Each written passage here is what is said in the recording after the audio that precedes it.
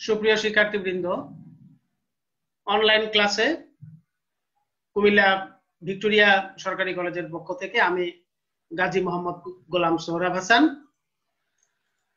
সহকারী অধ্যাপক গণিত বিভাগ, কুমিল্লা ভিক্টোরিয়া সরকারি কলেজ, একাদশ শ্রেণীর ছাত্রছাত্রীদেরকে উচ্চতর গণিত প্রথম পত্র ক্লাসে স্বাগত জানাচ্ছি। শিক্ষার্থীরা, আমরা উচ্চতর গণিতের এ যাবৎ 3টি ক্লাস আমরা নিয়েছি ম্যাট্রিক্স এবং নির্ণায়কের উপরে। ম্যাট্রিক্সের ক্লাসিফিকেশন, এডিশন, সাবট্রাকশন, মাল্টিপ্লিকেশন এবং নির্ণায়কের কিছু প্রপার্টি আলোচনা করেছি। আজকে আমরা কিভাবে একটা ম্যাট্রিক্সের ইনভার্স নির্ণয় করে এবং ইনভার্স ম্যাট্রিক্স পদ্ধতিতে আমরা সিস্টেম অফ লিনিয়ার ইকুয়েশন বা একগুচ্ছ সমীকরণ জোট কিভাবে সমাধান করে আলোচনা করব, এবং ক্রেমার পদ্ধতি বা নির্ণায়ক পদ্ধতিতে আমরা কিভাবে সমীকরণ জোট সমাধান করব সেটা আলোচনা করব এবং একটা অ্যাপ্লিকেশন তোমাদেরকে দেখাবো। আমরা চলে যাচ্ছি স্লাইডে। শিক্ষার্থীরা, আমরা যদি ইনভার্স ম্যাট্রিক্স আলোচনা করতে যাই, প্রথমেই চলে আসে singular and non singular matrix. ব্যতিক্রমী এবং অব্যতিক্রমী ম্যাট্রিক্স কাকে বলে? তাহলে এটা হয়তো অলরেডি আলোচনা হয়ে গেছে যে সিঙ্গুলার ম্যাট্রিক্স হলো যদি এর কোন ম্যাট্রিক্সের যদি ডিটারমিন্যান্ট বা নির্ণায়ক মান যদি শূন্য হয়, আর যদি শূন্য না হয় তাহলে সেটা অব্যতিক্রমী। অর্থাৎ ডিটারমিন্যান্ট শূন্য হলে সিঙ্গুলার, শূন্য না হলে নন সিঙ্গুলার। একটা এক্সাম্পল সিঙ্গুলার ম্যাট্রিক্সের এবং আরেকটা এক্সাম্পল নন সিঙ্গুলার ম্যাট্রিক্স। ঠিক আছে?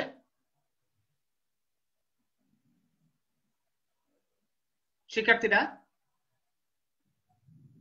তাহলে inverse matrix of A square matrix সেটা ইনভার্টিবল হবে যদি তা নন সিঙ্গুলার হয় বা অব্যতিক্রমী হয়, অর্থাৎ নির্ণায়ক মান শূন্য না হয়।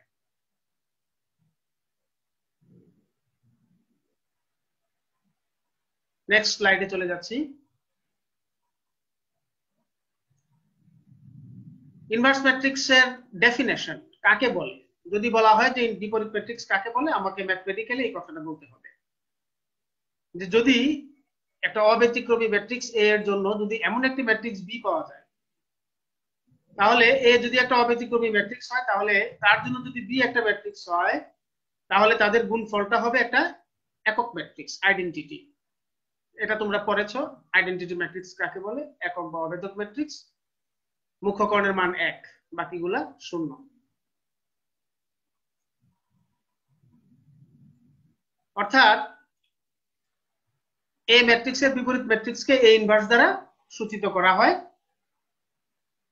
যদি দুইটাকে আমরা গুণ করি তাহলে একটা আইডেন্টিটি ম্যাট্রিক্স পাওয়া যায়।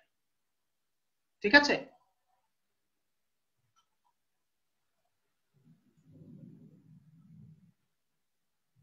ইনভার্স ম্যাট্রিক্স বের করতে গেলে আমার 4টা ধাপ। প্রথম ধাপে আমরা সিঙ্গুলারিটি টেস্ট করব। নন সিঙ্গুলার হলে আমরা বলবো, যদি সিঙ্গুলার হয় তাহলে সেটা বিপরীত ম্যাট্রিক্স নির্ণয় করা সম্ভব নয়। আর যদি নন সিঙ্গুলার হয় তাহলে আমরা তার কোফ্যাক্টর ম্যাট্রিক্স, অ্যাডজয়েন্ট ম্যাট্রিক্স, তারপরে আমরা ইনভার্স ম্যাট্রিক্স বের করি। তাহলে অ্যাডজয়েন্ট ম্যাট্রিক্সটা কি? বর্গ ম্যাট্রিক্সের i j তম সহগুণক। তাহলে আমার কি আসতেছে এখানে? সহগুণক এবং অনুরাশি কাকে বলে?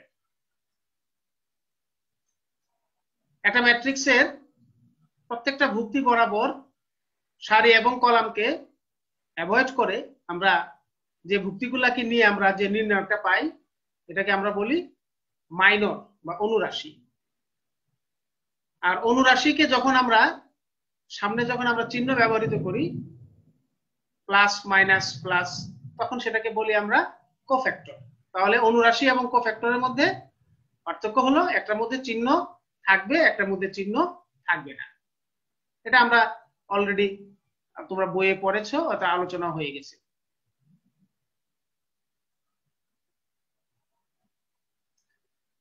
কোফ্যাক্টর ম্যাট্রিক্সের সারিগুলোকে কলাম আকারে লিখে যে নতুন ম্যাট্রিক্স পাওয়া যায় তাকে এই ম্যাট্রিক্সের অ্যাডজয়েন্ট ম্যাট্রিক্স বলে।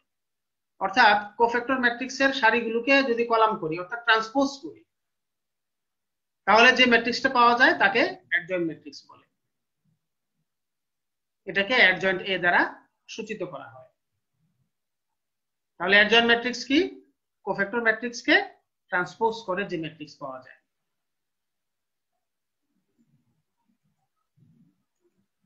সে এখানে A11 A12 A13 ভুক্তিগুলা, তাহলে A11 এর অনুরাশি হলো A11 বরাবর সারি এবং কলাম বাদ দিলে এই চারটা ভুক্তি নিয়ে যেটা সেটা হলো অনুরাশি। আর যখন A11 plus minus plus minus plus minus plus minus plus এই চিহ্নগুলো যখন ব্যবহৃত করা হয় তখন এটাকে বলি আমরা কোফ্যাক্টর। তাহলে সহগুণক ম্যাট্রিক্স এই ভুক্তিগুলার সহগুণক নিয়ে যে ম্যাট্রিক্সটা হয় এটাকে আমরা সহগুণক ম্যাট্রিক্স বলি বা কোফ্যাক্টর ম্যাট্রিক্স। ঠিক আছে, চলে যাচ্ছি পরবর্তী স্লাইডে। অ্যাডজয়েন্ট ম্যাট্রিক্স, তাহলে এই কোফ্যাক্টর ম্যাট্রিক্স কে ট্রান্সপোজ করলে অর্থাৎ দেখো সারিটা কলাম হয়ে গেছে, প্রথম সারি প্রথম কলাম, দ্বিতীয় সারি দ্বিতীয় কলাম, তৃতীয় সারি তৃতীয় কলাম। তাহলে অ্যাডজয়েন্ট ম্যাট্রিক্স কি? কোফ্যাক্টর ম্যাট্রিক্স কে ট্রান্সপোজ করলে আমরা যে ম্যাট্রিক্স পাই সেটা হলো অ্যাডজয়েন্ট ম্যাট্রিক্স। তাহলে অ্যাডজয়েন্ট ম্যাট্রিক্স এর ডেফিনেশন আমরা শিখলাম। কোফ্যাক্টর এবং মাইনর অনুরাশি সহগুণক কাকে বলে সেটা আলোচনা করলাম। অর্থাৎ আমার যদি আমরা এই অনুরাশিগুলোর সামনে যখন আমরা চিহ্ন ব্যবহার করব সেটা হয়ে যায় কোফ্যাক্টর। ইনভার্স ম্যাট্রিক্সের নিয়ম, কিভাবে আমরা একটা বিপরীত ম্যাট্রিক্স নির্ণয় করব তার নিয়মগুলা। একটি অব্যতিক্রমী বর্গ ম্যাট্রিক্স এর সংশ্লিষ্ট নির্ণায়ক এর বিপরীত ম্যাট্রিক্স, সংশ্লিষ্ট নির্ণায়ক যদি আমার এটা হয় তাহলে তার বিপরীত matrix A inverse equals to 1 by determinant of A into adjoint A। অর্থাৎ অ্যাডজয়েন্ট ম্যাট্রিক্স বের করে তার নির্ণায়ক সমাধান দ্বারা ভাগ দিলে, ডিটারমিনেন্ট দ্বারা ভাগ দিলে আমরা যেটা পাই সেটা হলো আমার ইনভার্স ম্যাট্রিক্স।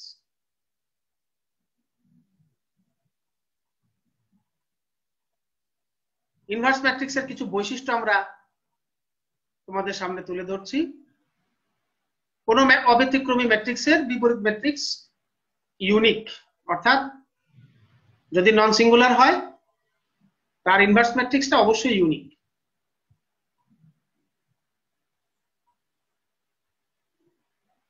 একটা ম্যাট্রিক্স যদি নন সিঙ্গুলার হয় তাহলে ইনভার্সটাও নন সিঙ্গুলার হবে। তাহলে তার ইনভার্সকে আবার ইনভার্স করলে আবার আমরা পূর্ববর্তী ম্যাট্রিক্সটা পাই। অর্থাৎ কোন ম্যাট্রিক্সের বিপরীত ম্যাট্রিক্স মূল ম্যাট্রিক্সের সমান, এটা ইনভার্স ম্যাট্রিক্সের একটা বৈশিষ্ট্য।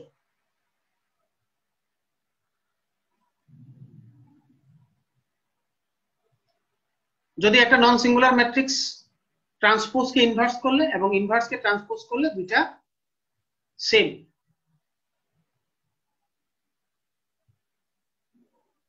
এটা একটা কমন প্রপার্টি, ইনভার্স ম্যাট্রিক্সের একটা property AB inverse equals two B inverse A inverse. তাহলে এই চারটা বৈশিষ্ট্য আমার একটা ইনভার্স ম্যাট্রিক্সের। এগুলো MCQ তে থাকতে পারে, তোমরা বই থেকে দেখে নিও, এগুলা আছে।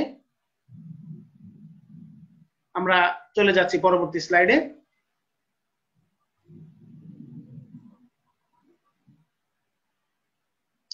একটা 2x2 ম্যাট্রিক্সের ইনভার্স ম্যাট্রিক্স নির্ণয় করো, দুইটা সারি দুইটা কলাম।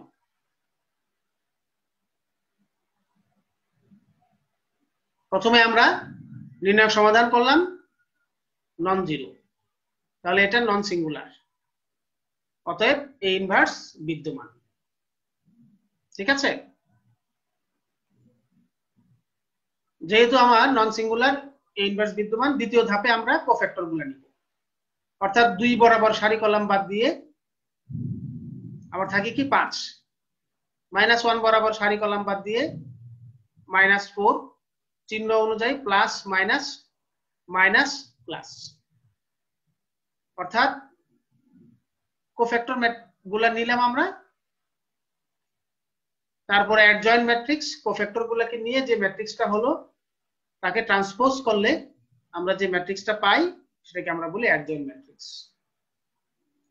তারপরে সেই অ্যাডজয়েন্ট ম্যাট্রিক্সকে তার নির্ণয় সমাধান দ্বারা ভাগ করলে আমরা ইনভার্স ম্যাট্রিক্স পাই। তাহলে শিক্ষার্থীরা আমরা এখানে 4টা ধাপ, প্রথমত সিঙ্গুলারিটি টেস্ট করব, তারপরে কোফ্যাক্টর নিব, কোফ্যাক্টর ম্যাট্রিক্স আকারে লিখব, ট্রান্সপোজ করে অ্যাডজয়েন্ট বের করব। অ্যাডজয়েন্ট ম্যাট্রিক্সকে তার নির্ণায়ক সমাধান দ্বারা ভাগ করলে সেটা হলো ইনভার্স ম্যাট্রিক্স। তাহলে ধাপ আমার 4টা। এটা আবার আমরা একটা 2x2 ম্যাট্রিক্স, এটা ইনভার্স আমরা খুব সংক্ষিপ্ত আকারে বের করা যায়, এটা আমরা পরে আলোচনা করব। এখানে খুব সংক্ষেপে এটা আমরা যদি এমসিকিউ তেও থাকে আমরা খুব ইজিলি এটা বের করতে পারি। আমরা এখানে যদি আমরা মূলত রাইট কর্নার ইন্টারচেঞ্জ হয় আর লেফট কর্নার সাইন চেঞ্জ হয়, রাইট কর্নার স্থান পরিবর্তন করে এবং লেফট কর্নার চিহ্ন পরিবর্তন করে এবং নির্ণায়ক সমাধান দ্বারা ভাগ হয়। এটা খুব সহজেই আমরা বের করতে পারি। রাইট কর্নারটা ইন্টারচেঞ্জ হয়, 2 যাবে 5 এর জায়গায়, 5 যাবে 2 এর জায়গায়। লেফট কর্নারটা চিহ্ন পরিবর্তন হয়, -1টা +1 হবে আর 4টা -4 হবে এবং নির্ণায়ক সমাধান দ্বারা ভাগ হবে। তাহলে এটা শুধুমাত্র আমরা সংক্ষেপে বা এমসিকিউ তে যদি থাকে আমরা খুব ইজিলি করতে পারি অনলি ফর 2x2 ম্যাট্রিক্স। সারি কলাম যদি 2x2 ম্যাট্রিক্স হয়, অর্ডার যদি 2x2 হয়, তাহলে সেক্ষেত্রে আমরা খুব সংক্ষেপে রাইট কর্নার ইন্টারচেঞ্জ হবে, লেফট কর্নার চিহ্ন পাল্টাবে এবং নির্ণায়ক সমাধান দ্বারা ভাগ হবে। যাই হোক, আমরা একটা ইনভার্স ম্যাট্রিক্স বের করার জন্য 4টা ধাপ আমরা আলোচনা করলাম। আমরা চলে যাচ্ছি পরবর্তী স্লাইডে। যদি ম্যাট্রিক্সটা 3x3 হয় তখন কিন্তু আমার এত সংক্ষেপে আমরা করতে পারবো না, আমরা তখন কোফ্যাক্টর প্রত্যেকটা আলাদা আলাদা কোফ্যাক্টর বের করতে হবে। প্রথম কাজটা হলো নির্ণায়ক সমাধান করা। এখানে নির্ণায়ক সমাধান কিভাবে করে শিক্ষার্থীরা? কোন ম্যাট্রিক্সে যে কোনো একটা সারি বা যে কোনো একটা কলাম বরাবর বিস্তার করাটাই হলো তার নির্ণায়ক সমাধান। আবার বলছি, কোন ম্যাট্রিক্সের যে কোনো একটা সারি বা যে কোনো একটা কলাম বরাবর বিস্তার করাটাই হলো নির্ণায়ক সমাধান। তাহলে বিস্তারটা কিভাবে করব? বিস্তার করতে গেলে আমার যদি প্রথম সারির সাপেক্ষে বিস্তার করি তাহলে প্রথম সারির প্রত্যেকটা ভুক্তির সহগুণক নিতে হবে এবং যেই ভুক্তির সহগুণক নিব ওই ভুক্তি দ্বারা ওই সহগুণকটাকে গুণ করতে হবে। তাহলে 2 এর সহগুণক নিচ্ছি, 2 বরাবর সারি কলাম বাদ দিলে থাকে আমার এই 4টা। এই 4টাকে আমরা নির্ণয় সমাধান করি আর গুণনের মাধ্যমে, -4 + 2, -4 + 2, তাহলে কত হলো? -2। এটা আমরা নিচের ক্লাসেও করেছি। -1 প্লাস তারপরে -1 এখানে তার 1 বরাবর সারি কলাম বাদ দিলে এই 4টা, তারপরে +5 বরাবর সারি কলাম বাদ দিলে এই 4টা। তাহলে আমার নির্ণায়ক সমাধানটা কিভাবে করব? কোন ম্যাট্রিক্সের যে কোনো একটা সারি বা যে কোনো একটা কলাম বরাবর বিস্তার করে দিব। এটা 3x3 ম্যাট্রিক্সের বেলায়। আর 2x2 ম্যাট্রিক্স হলে সরাসরি আর গুণন। সুতরাং ম্যাট্রিক্সটি অব্যতিক্রমী, অতএব বি ইনভার্স বিদ্যমান। এবার আমরা কোফ্যাক্টর গুলো নিচ্ছি। তাহলে প্রথমে B11, যেহেতু ম্যাট্রিক্সটা আমরা বি ধরেছি, বি দেওয়া আছে, B11 হলো তার প্রথমটা, প্রথম সারি প্রথম কলাম, 11 হলো প্রথম সারি প্রথম কলাম। তাহলে 2 এর কোফ্যাক্টর নিলাম। কোফ্যাক্টর নেওয়ার সময় কিন্তু আমরা একটা জিনিস খেয়াল রাখবে, আমরা এই ভুলটা স্টুডেন্টরা সচরাচর করে, আমরা নির্ণায়ক সমাধানের সময় আমরা কোফ্যাক্টরকে ওই ভুক্তি দ্বারা সংশ্লিষ্ট ভুক্তি দ্বারা গুণ করি, কিন্তু কোফ্যাক্টরে কিন্তু আমরা সংশ্লিষ্ট ভুক্তি দ্বারা গুণ করব না, শুধু আমরা কোফ্যাক্টরটা আমরা নিব। আর কোফ্যাক্টরটা বুঝতে হবে, কোফ্যাক্টর থাকলে সেখানে অবশ্যই তার চিহ্নটা থাকবে, ঠিক আছে? Plus minus plus, minus plus minus, plus minus plus, ওই চিহ্নটাও কিন্তু তার একটা সিস্টেম আছে। চিহ্নটা বের করার জন্য আমাদের নিয়মটা হলো -1 টু দি পাওয়ার তার অর্ডারের সমষ্টি, অর্থাৎ -1 টু দ্য পাওয়ার, এখানে অর্ডার কত 1/1, সারির সংখ্যা 1 কলাম সংখ্যা 1, তাহলে -1 টু দ্য পাওয়ার 1 + 1, তাহলে কত হয় +1। এখানে -1 টু দ্য পাওয়ার 1 + 2, অর্থাৎ -1 কিউব, তাহলে ঋণাত্মক। এইভাবে আমরা বের করি। যদিও আমরা প্রবলেম সলভ করার সময় এটা দেখাতে হবে এমন কোনো কথা নেই, কিন্তু আমরা কিভাবে আসে সেটা জেনে রাখা দরকার। অর্থাৎ -1 to the power m + n, -1 to the power m + n, m হলো সারি সংখ্যা, n হলো কলাম সংখ্যা, দুইটার সমষ্টি। আমরা এইভাবে সহগুণক গুলা নিলাম, তাহলে আমার প্রত্যেকটা সহগুণক এভাবে আমরা বের করে দিব। প্রত্যেকটা ভুক্তি B13 মানে প্রথম সারি তৃতীয় কলাম বরাবর যেই ভুক্তিটা রয়েছে সেই বরাবর সারি কলাম বাদ দিয়ে আমার এই চারটা ভুক্তি। B21 দ্বিতীয় সারি প্রথম কলামে যেই ভুক্তিটা রয়েছে ওই ভুক্তি বরাবর সারি এবং কলাম বাদ দিয়ে এই চারটা ভুক্তিকে নিয়ে এই কোফ্যাক্টর। এভাবে আমরা প্রত্যেকটা ভুক্তির সাপেক্ষে তার কোফ্যাক্টর গুলা বের করে যেই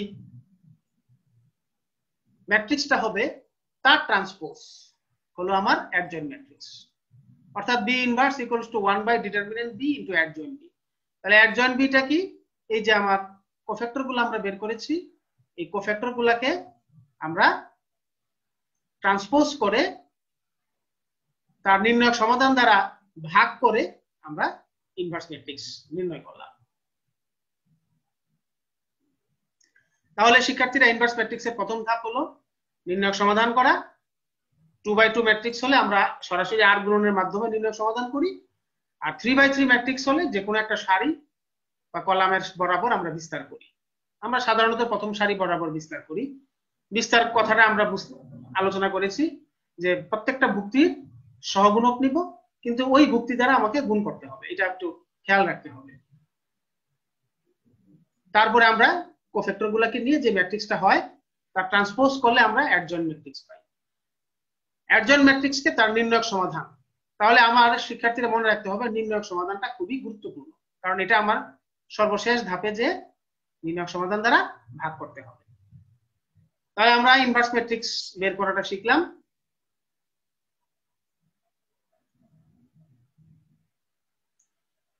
solution of system of linear equation using inverse matrix, বিপরীত ম্যাট্রিক্সের সাহায্যে একঘাত সমীকরণ জোটের সমাধান। কিভাবে আমরা ইনভার্স ম্যাট্রিক্স ব্যবহার করে আমরা system of linear equation solve করব। দেখো, এটা একটা সিস্টেম অফ লিনিয়ার ইকুয়েশন বা একঘাত প্রদত্ত সমীকরণ জোট দেওয়া আছে, এটাকে আমরা সলভ করব ইনভার্স ম্যাট্রিক্সের সাহায্যে। তাহলে প্রথম কাজটা কি, এই সমীকরণ জোটকে ম্যাট্রিক্স আকারে লিখতে হবে। এটাকে অগমেন্টেড ম্যাট্রিক্স বলে। এটা আমার মনে হয় প্রথম ক্লাসে আলোচনা হয়েছে। অগমেন্টেড ম্যাট্রিক্স এক্স এর সহগগুলা, ওয়াই এর সহগগুলা, জেড এর সহগগুলা, এক্স ওয়াই জেড একটা কলাম ম্যাট্রিক্স এবং right side d1 d2 d3 column matrix. এভাবে আমরা অগমেন্টেড ম্যাট্রিক্সটা আগে নিব সিস্টেম অফ ইকুয়েশন সলভ করার জন্য। তারপরে আমরা প্রত্যেকটার একটা করে নাম দিব।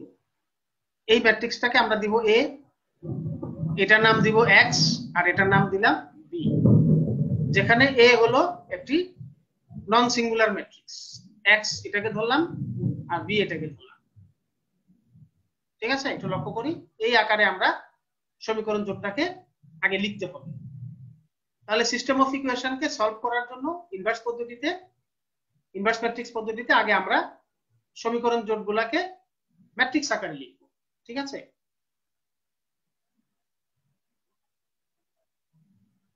তাহলে আমার কি দাঁড়ালো, ax = b, উভয় পক্ষে একটা a ইনভার্স দ্বারা গুণ করে দিলাম।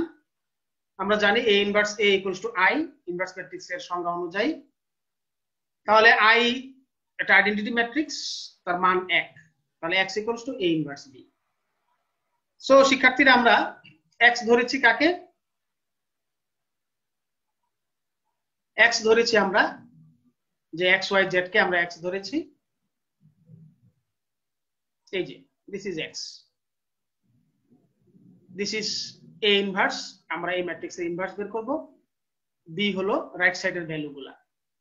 তাহলে উপরোক্ত সমীকরণ হতে ম্যাট্রিক্সের সমতা প্রয়োগ করে ইকুয়ালিটি মাধ্যমে আমরা XY এর মান নির্ণয় করব। অর্থাৎ আমরা এইভাবে আমরা অগমেন্টেড ম্যাট্রিক্সটা লিখে আমরা A এর ইনভার্স বের করব, তারপরে B এর সাথে গুণ করে দিয়ে ইকুয়ালিটি ম্যাট্রিক্সের মাধ্যমে সমতার মাধ্যমে আমরা XYZ এর মানটা বের করে নিয়ে আসব। তাহলে ধাপগুলা শিক্ষার্থীরা একটু লক্ষ্য করো, তারপরে আমরা একটা এক্সাম্পল আমরা দেখাবো।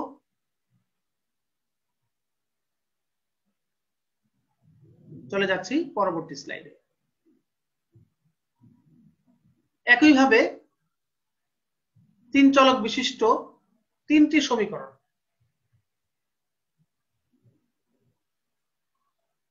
এবং তার ডিটারমিনেন্ট a1 b1 c1 ডিটারমিনেন্টটা যদি নন জিরো হয়,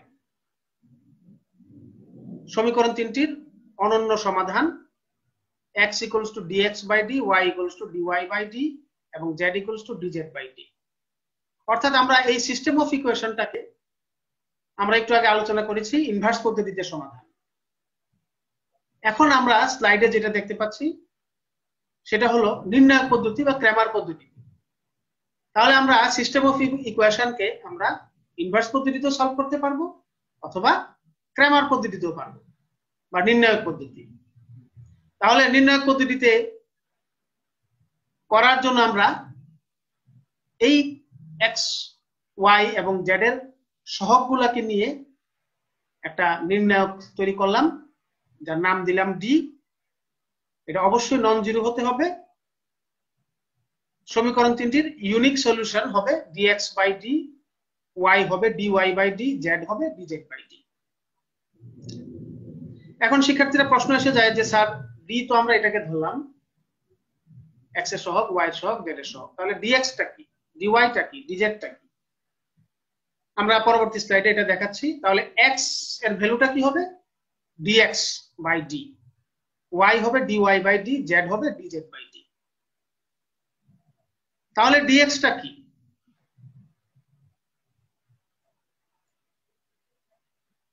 দিস ইজ dx। অর্থাৎ রাইট সাইডে আমার আছে যে মানগুলো আছে সেটা আমরা রিপ্লেস বাই প্রথম কলাম এর পরিবর্তে আমরা রাইট সাইডের মানগুলো বসিয়ে দিব। প্রথম কলাম মানে x এর সহগ, তাহলে dx বলতে বুঝাবে আমরা x এর সহগগুলোকে রিপ্লেস করব রাইট সাইডের ভ্যালুগুলো দ্বারা।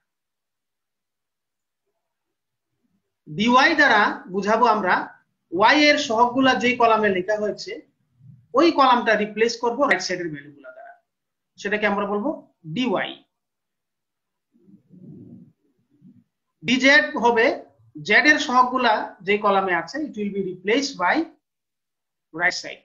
তাহলে রাইট সাইডে যে d1 d2 d3 আছে dx এর বেলায় x এর সহগের পরিবর্তে স্থানান্তর করা হবে, dy এর বেলায় y এর সহগের পরিবর্তে এবং dz এর বেলায় z এর সহগের পরিবর্তে এগুলাকে রিপ্লেস করতে হবে। তাহলে সমীকরণ জোট সমাধানের এই পদ্ধতিকে আমরা বলি ক্র্যামারস রুল। তাহলে dx টা কি, এই নির্ণায়কটা, dy হলো এই নির্ণায়ক, dz হলো এই নির্ণায়ক। তাহলে x ইকুয়ালস টু কি dx বাই x, অর্থাৎ এই নির্ণায়কের সমাধান ডিভাইডেড বাই d। অর্থাৎ d আমি কাকে ধরেছি, সমীকরণ জোট থেকে যেই নির্ণায়কটা আমরা লিখেছি সেটা হলো d। তাহলে x হলো dx বাই d, y হলো dy বাই d এবং z হলো dz বাই d। তাহলে এই সিস্টেম অফ ইকুয়েশনকে আমরা ইনভার্স ম্যাট্রিক্স পদ্ধতিতেও সমাধান করতে পারি এবং নির্ণায়ক অথবা ক্র্যামার পদ্ধতি এই পদ্ধতিতেও আমরা সলভ করতে পারি। ঠিক আছে, আমরা চলে যাচ্ছি পরবর্তী স্লাইডে। এক্সাম্পল, এটা কুমিল্লা বোর্ড 19 সালে এসেছে। দেখো একটা সিস্টেম অফ ইকুয়েশন নির্ণায়কের সাহায্যে বা ক্র্যামারের সাহায্যে সমাধান। তাহলে ক্র্যামারের সাহায্যে কিভাবে সমাধান করি দেখো। এই সমীকরণ জোটকে আমরা ধরে নিলাম d। এই সমীকরণ জোট থেকে x এর ভ্যালু, x এর সহগ, y এর সহগ, z এর সহগ নিয়ে একটা নির্ণায়ক তৈরি করলাম। তারপরে এটা নির্ণয় সমাধান করে দিলাম -8 নট ইকুয়ালস টু 0। ঠিক আছে,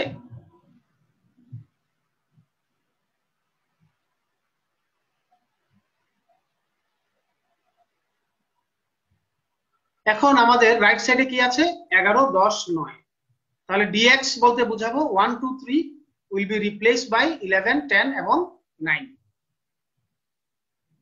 তাহলে আমরা প্রথমে d এর মান কত -8।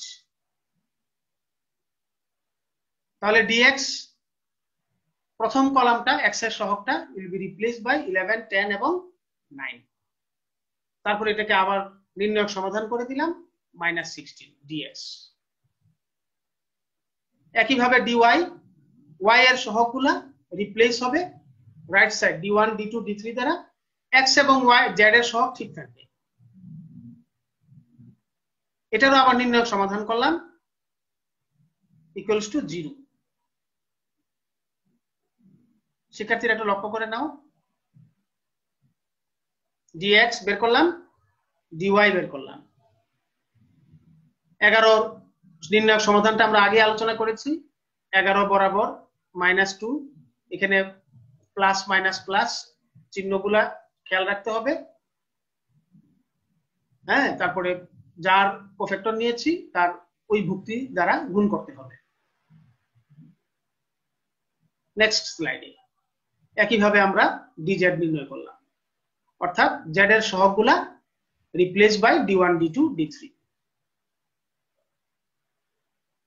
তাহলে x equals to dx by d কত হলো 2, y equals to dy by d 0 এবং z equals to dz by d 3।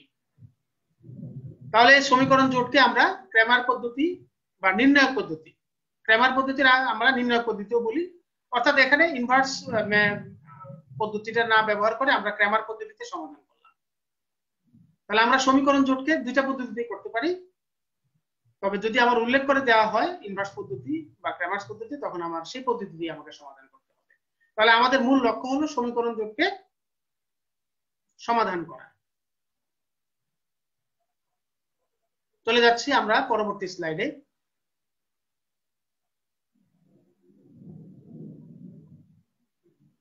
শিক্ষার্থীরা, আমরা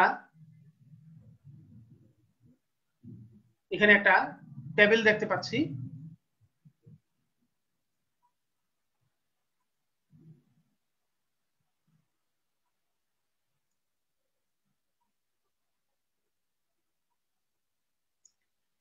একটি ক্ষুদ্র প্লাস্টিক কোম্পানি জগ, মগ ও বালতি উৎপাদন করে, যা চট্টগ্রাম ও বরিশালের বাজারে বিক্রয় করে।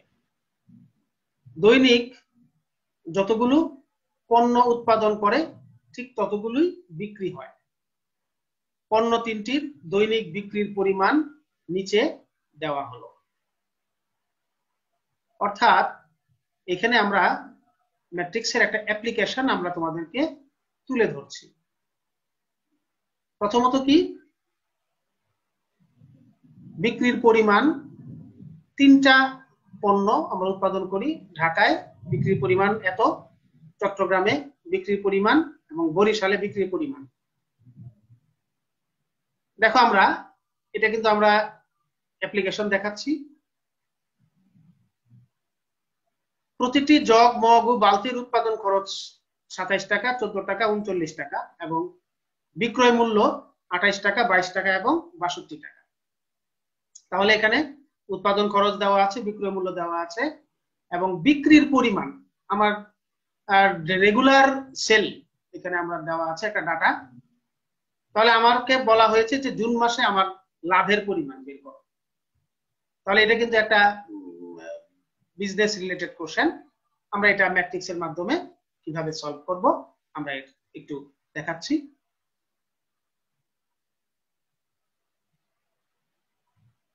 প্রথমত আমরা উৎপাদন খরচ এবং বিক্রয় মূল্যকে দুটো সারি ম্যাট্রিক্স ধরবো এবং বিক্রির পরিমাণকে একটা ম্যাট্রিক্স ধরবো। তাহলে ম্যাট্রিক্স আমার কয়টা হচ্ছে, এটা উৎপাদনের পরিমাণ, উৎপাদন খরচ এবং বিক্রয় মূল্য, এই দুইটা দ্বারা আমরা দুইটা সারি ম্যাট্রিক্স ধরবো। আর বিক্রির পরিমাণ এখানে 3টা সারি 3টা কলাম একটা ম্যাট্রিক্স ধরবো। তারপরে আমরা কিভাবে সলভ করি সেটা আলোচনা করছি। দেখো, পণ্য 3টির বিক্রয় মূল্য একটি সারি ম্যাট্রিক্সের সাহায্যে প্রকাশ করলাম। বিক্রির পরিমাণ ম্যাট্রিক্স আকারে সাজিয়ে নিলাম এবং প্রতিটি পণ্যের উৎপাদন খরচ সি একটা ম্যাট্রিক্স ধরলাম, সারি ম্যাট্রিক্স। তাহলে আমরা জানি যে লাভ হলো বিক্রয় মূল্য বিয়োগ উৎপাদন খরচ, ঠিক আছে? তাহলে আমার বিক্রয় মূল্য হলো এই এ আর উৎপাদন খরচকে ধরলাম আমরা সি ম্যাট্রিক্স। তাহলে এই সারি ম্যাট্রিক্স বিয়োগ করে আমরা আরেকটা সারি ম্যাট্রিক্স পেলাম লাভ, প্রফিট।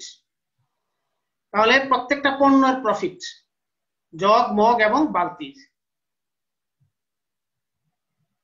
প্রফিটটা বের করে নিলাম, পার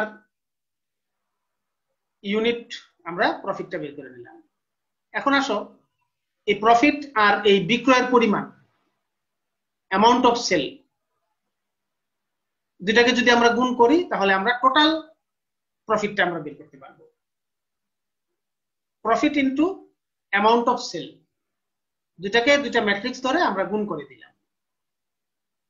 তাহলে প্রথম ম্যাট্রিক্সে গুণের শর্ত আমরা জানি যে প্রথম ম্যাট্রিক্সের কলাম দ্বিতীয় ম্যাট্রিক্সের সারির সমান হলে, এখানে 3টা কলাম এখানে 3টা সারি, সো আমরা গুণ করে দিলাম। গুণ করে আমরা অ্যাকর্ডিং টু আমরা যে পণ্যগুলো বিক্রি করেছি ওই অনুযায়ী আমার প্রফিটটা চলে আসলো। পার ইউনিট আমার প্রফিট হলো 185 টাকা, 180 টাকা, 165 টাকা। দৈনিক লাভ 3টাকে আমরা যোগ করে দিলাম, আমার 3টা পণ্য থেকে আমার মোট লাভ আসলো 530 টাকা। যেহেতু জুন মাস বলেছে, জুন মাস 30 দিনে 30 দ্বারা গুণ করে দিলাম। তাহলে শিক্ষার্থীরা আমরা এই একটা এক্সাম্পল ছোট তোমাদেরকে দেখালাম, এরকম অনেক এক্সাম্পল আছে।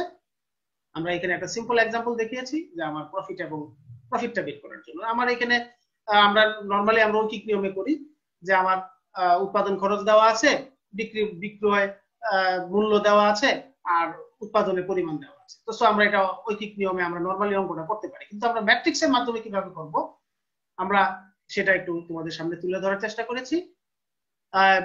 আমরা উৎপাদনের পরিমাণকে একটা ম্যাট্রিক্স ধরেছি, বিক্রয় মূল্যকে একটা ম্যাট্রিক্স ধরেছি এবং উৎপাদন খরচকে একটা ম্যাট্রিক্স ধরেছি। ধরে আমরা প্রথমে আমরা লাভটা বের করে নিয়েছি, তারপরে লাভের সাথে বিক্রয়ের পরিমাণটা গুণ করে দিয়ে আমরা টোটাল প্রফিটটা বের করে নিয়েছি। তাহলে ম্যাট্রিক্সের সাহায্যে যে আমরা যে কোনো ধরনের বিজনেস রিলেটেড প্রবলেম আমরা সলভ করতে পারি তার একটা এক্সাম্পল দেখলাম। এরকম আরো তোমরা দেখবে বই থেকে। আশা করি ইনভার্স ম্যাট্রিক্স এবং ইনভার্স পদ্ধতিতে এবং ক্র্যামার পদ্ধতিতে কিভাবে সলভ করা হয় সেটা তোমাদের মোটামুটি বুঝতে পেরেছো। আমরা আগামী ক্লাসে আবারও তোমাদের সাথে দেখা হবে নতুন কোনো কিছু নিয়ে, নতুন কোনো অধ্যায় নিয়ে। সে পর্যন্ত তো সবাই তোমরা ভালো থাকো, সুস্থ থাকো। আল্লাহ হাফেজ, আসসালামু আলাইকুম।